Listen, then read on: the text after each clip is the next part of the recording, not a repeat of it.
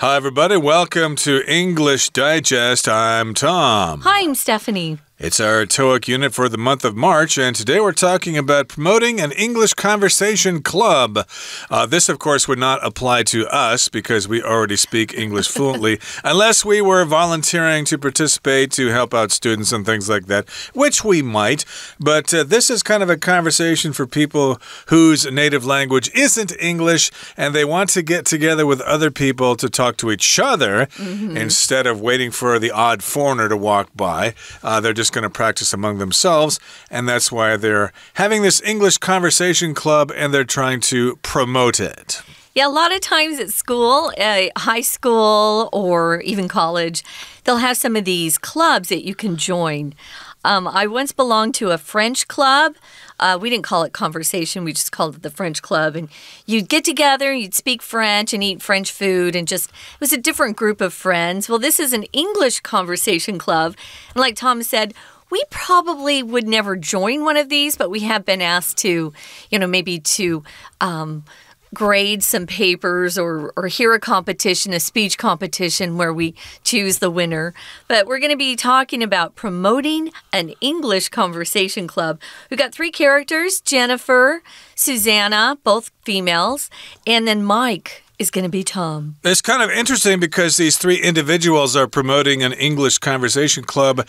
They are not native speakers, but when you hear them read this conversation, they're going to sound like they're native speakers. So let's go ahead and listen to their conversation right now in flawless English, and we'll be right back to discuss it. I feel like we have an obligation to boost the membership for our English Conversation Club. I agree. From my perspective, the club fair next month presents a great opportunity to promote it. Before the fair, someone should create an Instagram account for the club. It could be a great tool to recruit new students. I'll register an account tonight.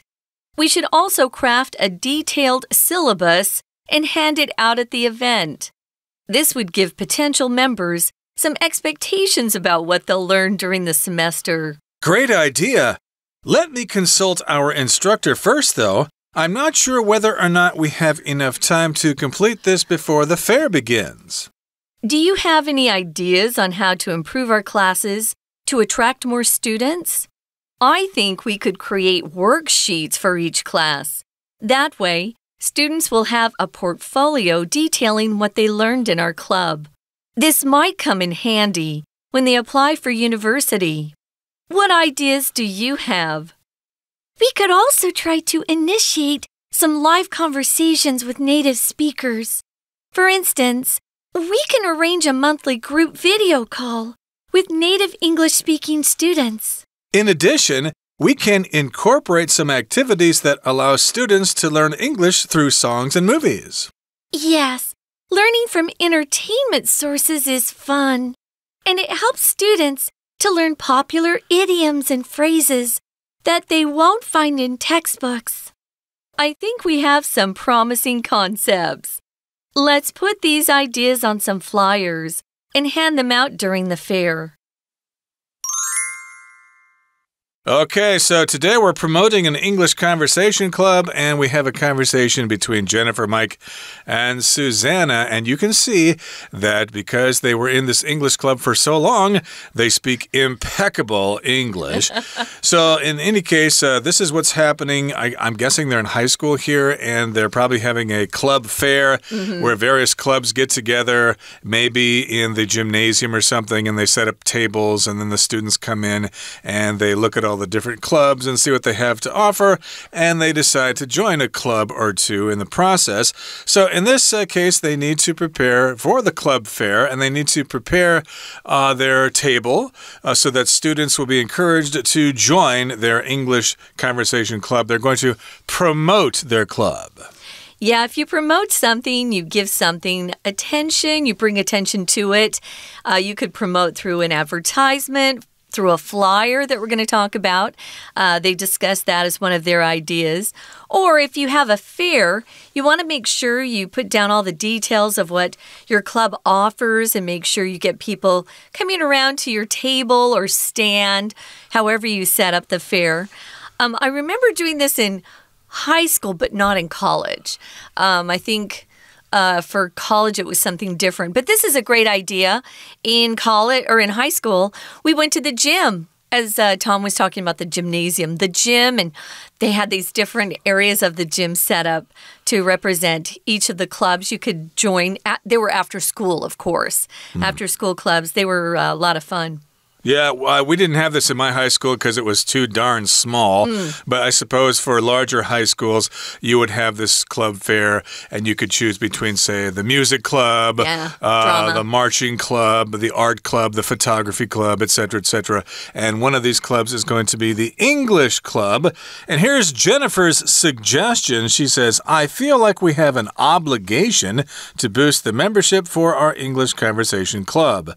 So they already have members, and she wants to boost the membership.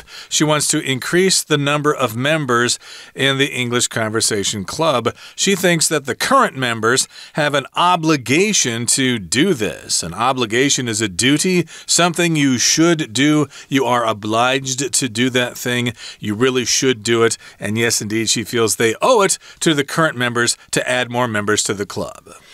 Oh, Tom, your use of the word obliged just brought up an interesting thing about English pronunciation. We use a hard G on obligation, or I feel obligated. That's a hard G. But obliged suddenly turns into this soft G sound, this J. Obliged. You can feel obligated to do something, meaning you kind of feel some pressure that it's your duty to do something. Much obliged was kind of an old-fashioned way to say, oh, thanks for your help, and somebody would say, instead of saying you're welcome, they'd say much obliged. So, yes, indeed, they should increase their membership for the English Conversation Club. And Mike says, I agree. I also think we should do that. From my perspective, or from my POV, my point of view, the club fair next month presents a great opportunity to promote it. So, again, they're going to have a club fair next month, the month that is coming. And, of course, this is a great chance or a great opportunity to let other people know about the club and attract new members. Right. So like Tom said, you could say from my POV, from my point of view, just to let people know what your perspective or opinion is on something. They could create an Instagram account. Instagram is really popular these days. Facebook is becoming less popular. Instagram more popular. So you might think about that. And if you're looking for tools to do something, it doesn't have to be a kind of tool that you hold in your hand, like a saw or a hammer. These are things or devices sometimes, or types of software that help you to produce something. What they're trying to do is recruit new students. They want to talk people into coming and joining their club. We use recruit a lot when we talk about the armed forces, the military. They recruit soldiers to come into the military. That's if the military is voluntary. I know some militaries or some countries you're forced to serve for a while. But if you recruit, you can also recruit people at a new company or your old company. We used to recruit college graduates to come and work for our company in New York. Exactly. So recruit can be a noun. It can also be a, well, here it's a verb, but it can also be a noun. I meant to say, you could say, oh, the drill sergeant is training the new recruits, for example. But here we're doing it, or using it as a verb. We need to get new students to become part of our club. And Jennifer says, well, I'll register an account tonight if you want to start using Instagram or WhatsApp or whatever you need to register, you need to give them some information, a password, your username and stuff like that. So she's going to open up an account. She's going to register an account tonight for the this English club, excuse me. And we should also craft a detailed syllabus and hand it out at the event. Here we got the word craft. That just means you kind of construct something using special skills. They're going to write up a syllabus, basically. A syllabus is a series of instructions or an outline of what the class is going to contain. And oftentimes you get this when you begin a class in university. They will hand out the syllabus on the first day. This is the unit we're going to cover in the first week, the second week, etc., etc. So you know what to expect. Yeah, it'll tell you the chapters of the textbook that you'll need, when your midterm is, if you have a research paper when it's due. If you have more than one syllabus, you have a choice between using syllabuses and just adding an ES to this, or syllabi is more common, at least when Tom and I were in school. Syllabi, syllabuses. So they're going to hand those out at the event. I think that's a really great idea. It gives people, these potential members, those they're trying to recruit, some expectations about what they'll learn during the semester. Yeah, I'm not just going to join a club before I know what they're going to be doing that semester. I don't want to waste my time. And some of these clubs would charge a small fee. Maybe they charge a fee to cover materials that they need for the club events that semester. So they're going to register an account. They're going to craft a syllabus. They're going to hand it out at the fair. And then what are they going to do? Well, they're going to talk to a teacher here to get some ideas, so that's why Mike says, great idea. Let me consult our instructor first, though. So even though we're doing these things, Mike still thinks they need to talk to their teacher or their instructor first. They need to consult with their instructor, or you can consult your instructor. You can say it both ways here. To consult just means you meet with somebody and you exchange ideas, especially if you're getting information or advice from that person who's smarter than you or in a higher position than you. So, for example, if you, I don't know, if you're getting sued by somebody, you need to consult a lawyer, for example, to know what to do in case somebody wants to sue you for a lot of money or something like that. You need to consult with a lawyer. You might consult with your doctor about a problem you're having with your knee. There are things like that you can use consult for. Oftentimes, business people will have the title of consultant. That means they've been in a particular field of business for a while and they have a lot of experience and they can give you good advice. A consultant. A management consultant works for different companies as jobs come up. So, yeah, we use that quite a bit, but you can't consult with your friend or consult a friend. We use with sometimes. This one isn't using the preposition, but let me consult with someone first. Your friend and you're probably on the same level, you know? So their advice to you is just an opinion. But a consultant, like Tom said, is supposed to have more experience and is wiser about some information you're seeking. And then Mike goes on to say, I'm not sure whether or not we have enough time to complete this before the fair begins. So these are great ideas, but they need to be ready for the fair next month, the club fair next month. So he's not sure they have enough time to do this stuff. It might be a little bit too ambitious. Ooh, it might be. They have a deadline, a timeline that they have to meet. So Jennifer says, do you have any ideas on how to improve our classes to attract more students?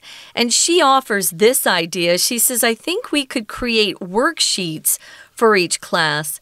That way, students will have a portfolio detailing what they learned in our club.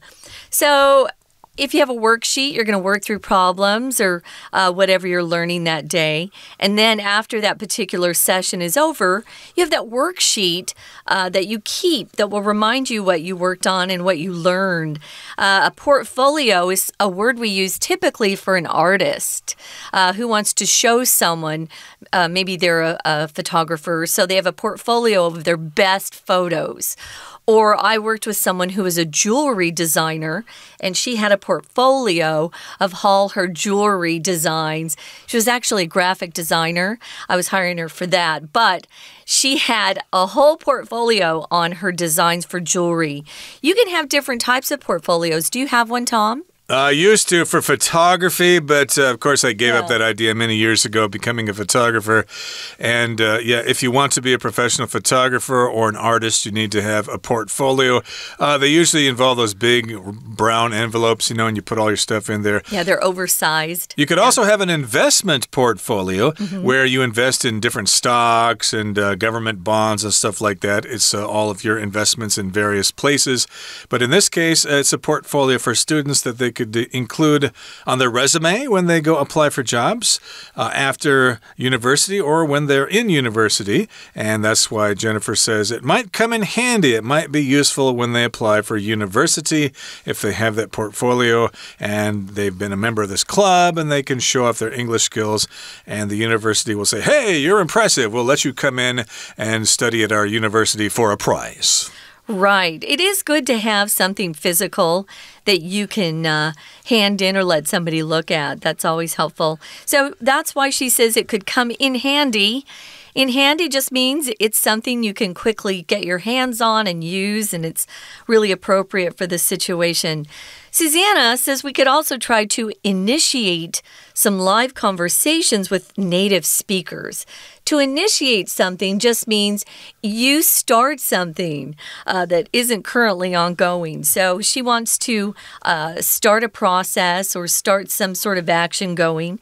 And they want to have some live conversations with native speakers. I know that's kind of popular these days, where you are online with somebody and instead of just being in a boring bushiban class or something, you're actually one-on-one with somebody who's a native speaker that you can ask questions of and then kind of mimic or imitate their accents. You sound more native as like a native speaker is what you're trying to accomplish. Right. They might try to find some volunteers who will have conversations with members of the group to help them improve their English.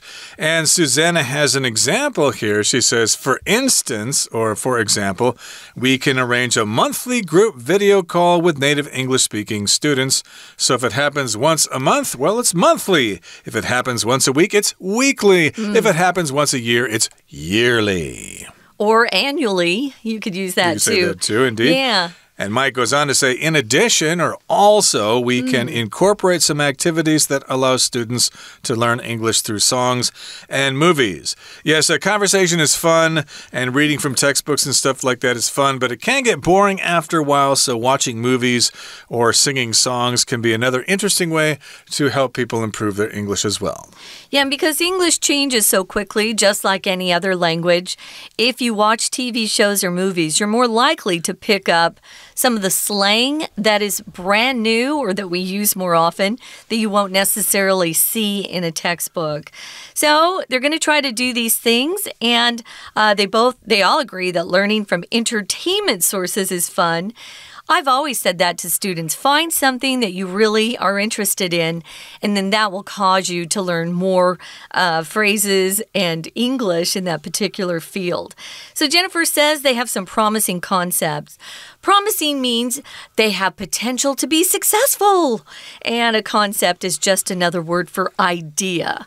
So they want to put these ideas on some flyers, just that one sheet of paper that's handed out to you on the sidewalks or wherever you are. Those are flyers. And they want to get them out before the fair happens. They need to get going. And we need to get going and have our break, but we'll turn things over now to our Chinese teacher. Hello everyone, 我是派老师。今天讲解的是3月2号 Unit2 Promoting an English Conversation Club。今天这一课是多益单元，第一天课程呈现的是英语绘画社社员的对话。不晓得大家在高中参与哪些社团？其实学习型的社团好像都有招募新血的一些挑战。不过听众朋友当中，说不定就有人有在英语绘画社参加过课程，所以对他们所面临的挑战应该会特别有感受吧。好 ，Without further ado， 我们一起看看今日课程内容的学习重点。好，首先我们看到 Jennifer 所说的 I feel like we have an obligation to boost the membership for our English conversation club. 请同学看到 have an obligation to 这个部分，就是有义务要做什么事。其实这个部分呢，我们也可以代换成 we are obligated to do something.We are obligated to do something.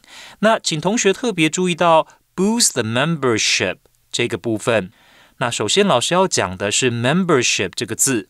membership 很多同学呢可能会想到说，健身房的会员身份资格是不是可以用 membership？ 没有错。不过啊，这里呢所指的其实是会员的人数，等于呢是要增加英语绘画社的规模，多招募一些会员。好，那再来，请同学看到的是动词搭配 boost the membership。boost 有提升、增加的意思。好，再来，他的同学 Mike 就说 I agree， 他是同意的哦。那而且呢，他也想到说，我们目前眼前就有一个很好的机会，什么机会呢？下个月学校要办社团博览会 The Club Fair next month。 Club Fair 就是社团博览会。好，那 Susanna 他说，在社团博览会之前哦，其实我们可以先在网络上开始招募新血。他们想要用 Instagram recruit new students， 请同学特别注意这个动词，招募新生也好，或者一家公司企业要招募新的员工，我们也用 recruit。 好，那同学要特别注意的是 recruit 这个字其实也可以当名词哦，新招募进来的这些员工哦，其实你可以称他们为 recruits。 好，那再来我们看到接下来 Jennifer他听到 Susanna 这么好的建议哦，他说要创 IG， 那太好了，那我就来帮我们的社团呢注册一个账号 register an account， 注册一个账号。后面呢他还进一步的是说，其实啊我们还得做一些事情，什么事呢？要定出课程大纲 craft a detailed syllabus。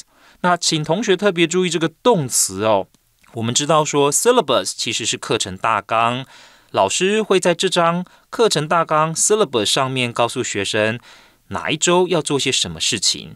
动词我们用 craft， 这里是动词哦，就是制定课程大纲。那再来呢，后面的动词片语也很重要啊，把它发给同学 hand it out at the event。 这个 event 所指的当然就是前面的 club fair，社团博览会。那 Mike 他说 Great idea， Let me consult our instructor first。 那我先来问问看我们的社团指导老师。 Consult 中文呢可能就会只简单的说我来问问看他，可是 consult 呢其实就是有请教咨询的意思， consult our instructor first。 好，那再接着往下，他就接着说 I'm not sure whether or not we have enough time to complete this before the fair begins。 那所以其实 Mike 呢他觉得我们其实是有一些时间压力的。那 Jennifer 怎么回应？ Do you have any ideas on how to improve our classes to attract more students？ 那我们的课程应该要够吸引人，那要怎么样啊比较吸引人？大家有没有想法？ Do you have any ideas on？这个介系词用 on， 在某一方面你们有没有什么想法？好，那接着呢他个人就提出他的看法了。他觉得其中一种方式呢，就是让课程多做一些学习单，那这些参与的新社员就可以把学习单汇整成学习档案 portfolio。 那特别是在现在的高中这种升学制度的背景之下， portfolio 我们把它翻成学习档案是非常适合的。不过 portfolio 也可以像是一般，假设你平常就有创作的习惯，那你这些绘图把它汇整起来，其实就是你的作品集。好， This might come in handy。 This 所指的当然就是前面的 portfolio， 到时候会派上用场的，非常的实用。那后面呢，Susanna 她也说，除了这个以外，我们也可以在线上和这个以英文为母语的人士呢直接互动。 We can initiate some live conversations with native speakers。好，那再来后面这个 Mike 又有其他的想法了。他说我们还可以再加一些其他的活动，把它融入课程。他所用的动词是 incorporate， 把这些活动融入课程当中 incorporate。好，那最后 Jennifer 做了一个结语了啊，大家所提的这些想法都非常的好。所以呢，他怎么样表示他的认同 ？I think we have some promising concepts。当我们用这个形容词 promising 的时候，就表示你觉得这件事情是很有可能成功的。好，以上就是老师针对第一天课程所做的中文讲解，谢谢大家。We're going to take a quick break. Stay tuned. We'll be right back.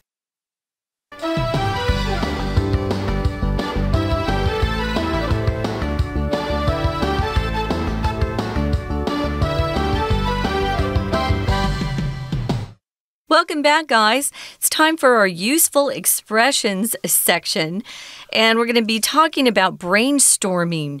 Brainstorming usually happens in corporations when people have a meeting together and they sit around and throw out ideas. Some of them are good and some stink. They're really bad. But the point is you don't want to judge any idea too fast. Let everybody just, kind of come up with whatever hits their brain and write it down and then decide what you're going to do. We did this quite often in companies I've worked at, but we can do it just in high school in a club. You could brainstorm about a new activity that you want to do. Have you been in many brainstorming sessions, Tom? I suppose. I can't remember. I've been out of school for quite some time, but in the conversation, of course, they use lots of ways to make suggestions when they brainstormed. I think we could do this. We could also try this in addition, etc., etc. So here are some useful expressions you can learn if you're doing brainstorming for a school club or some kind of focus group at work or something. Here's the first one. It says, we should see a movie this weekend. Does anyone have any ideas or suggestions? So yes, oftentimes you need to figure out what you want to do for the weekend. So yeah, do you have any suggestions? Does anyone have any ideas or suggestions concerning a movie? Should we see a first-run movie? Should we see a second-run movie? Maybe we can watch something online. Yeah, you just used a good one. Maybe we could, right? So number 2 is perhaps we could. It's a little tiny bit more formal than maybe we could. Perhaps we could sounds more elegant, perhaps. But you could also say, how about this? What do you think about this? Should we try this? How about? I use how about quite a bit. How about this? So they're just ways to start some sort of suggestion that you have. Number 3 is why don't we? Why don't we do this? Why don't we do that? What do you think about is another way to get somebody involved in the conversation. So perhaps we could offer a discount for students and senior citizens. And then the last one, like I said, is why don't we? Hey, why don't we try this? Why don't we try that? Maybe we could try this. Or what do you say we throw a surprise party for Aaron's birthday? Those, again, are ways to bring up some suggestions. Here's our discussion question. Would you be interested in joining an English conversation club? Why or why not? Well, no, I wouldn't be interested because I already speak English. I'm actually a native speaker. But I would be interested in joining, a Chinese conversation class. Definitely. Or even French. I would like to get some French back, which is completely gone from my brain. But yeah, would you be interested in joining an English conversation class, Tom? No, pero claro que sí. Me interesa mucho asistir un club de español. I'd like to participate in a Spanish-speaking club, as well as a Chinese one as well. And if my Japanese gets up to snuff eventually, that's probably several years away. I would join a Taiwanese conversation class. That would be good. Gongdagi hobo. Yeah, that would be kind of cool as well. Okay, that brings us to the end of our program for today. Thanks for joining us, and please join us again next time for another edition of our program. From all of us here in English Digest, my name is Tom. I'm Stephanie. Goodbye. Bye.